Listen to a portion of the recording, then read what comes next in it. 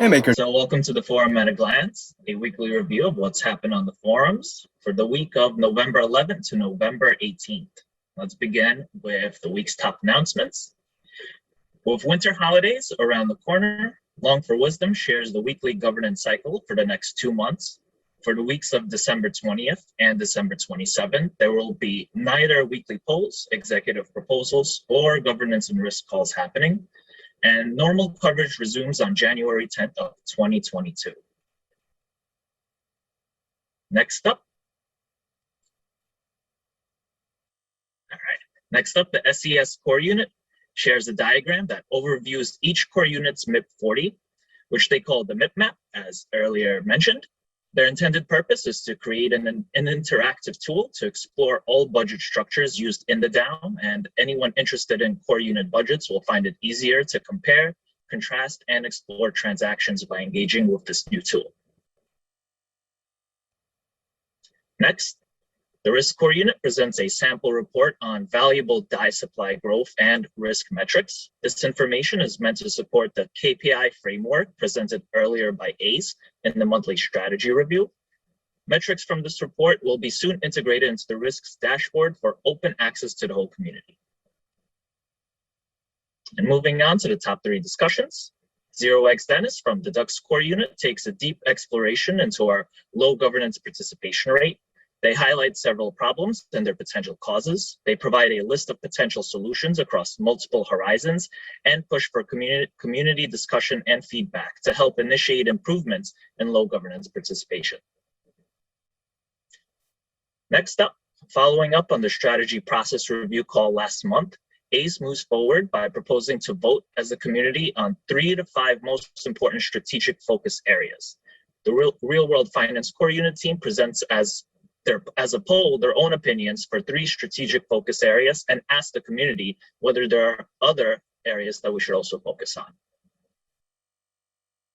And finally, with recent discussions in the community regarding centrifuge legal structures, Centrifuge has expressed its willingness and commitment to become an arranger and upgrading its structuring framework to accommodate Maker token holder requirements. In response, William R. proposes a global debt ceiling and asks the community whether and how it should be implemented for CFG.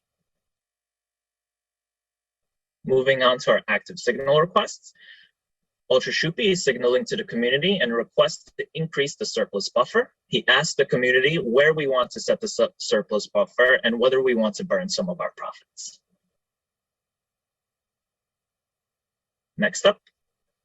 Really quickly, on this signal request, I know Maker Breaker has been posting in the governance chat about like the fact that this might become an instant runoff vote, and there's kind of like a little bit of nuance. I want to just take a pause and see if anybody from Gov Alpha kind of wants to comment on that before we move forward. If not, it's okay, we can cover it later.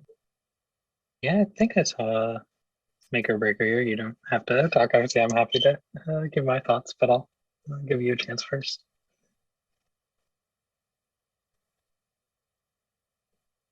No worries, no mic. Yeah, so basically we have been using this formula to get signals onto on-chain pool for a while. It's not perfect, but it does kind of allow for the most amount of people to be happy when voting is done actively, right? Because you're voting for anything that you would accept or would support when going to the signal. So while sometimes the outcomes might look a little funky, you are kind of capturing the largest part of the off-chain sentiment. And then one cool thing is you can always change your vote, engage in chat, kind of rally for one particular option. So if you don't like how things are shaking out, we encourage you to head to that thread because it's not until the signal is closed that we use the vote calculations to put it up there. Yeah, cool, thank you. And also, like, if you're curious about the more specific concern that GovAlpha has, read Maker Breaker's latest comment on that signal request thread, and that'll give you the details. All right, Artem, it's back to you. All right, let's continue with the next signal request. All right, so DAI minted from WBTC has recently been increasing with popularly increasing with a lot amount of DAI over the last few months, and a large market downturn on WBTC vaults that run a higher liquidation ratio are less likely to undergo liquidations. In response to that, Ultra Shupi signals to the community asking whether we should add a new WBTC vault with a higher liquidation ratio.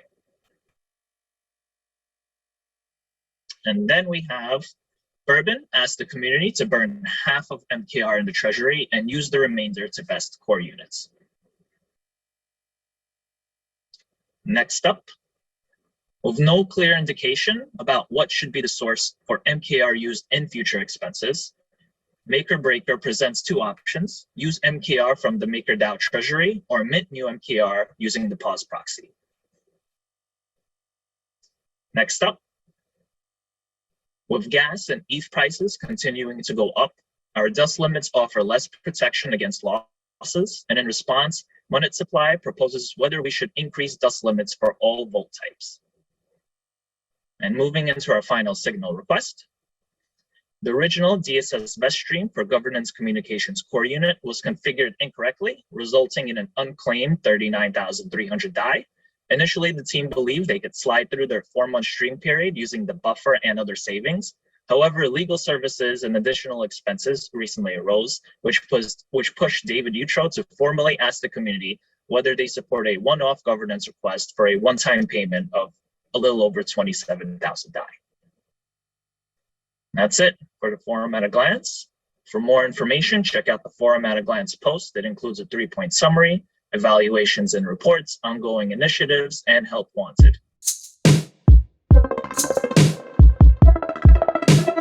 MakerDAO.